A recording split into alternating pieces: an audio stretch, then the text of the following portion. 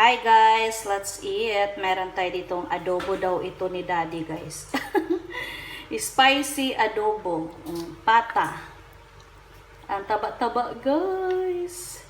Oh, may nakikita pa akong abit buhok. Pero masarap na yan guys.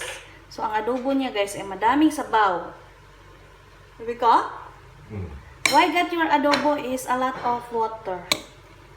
Okay, gaya siya sa adobo ko guys. Pero sa kanya kasi is different. Different guys. Oh, lalaki oh. Lalaki ng hiwa. What na good guys. So tayo ay kakain na guys. Hindi man niya sinugba ang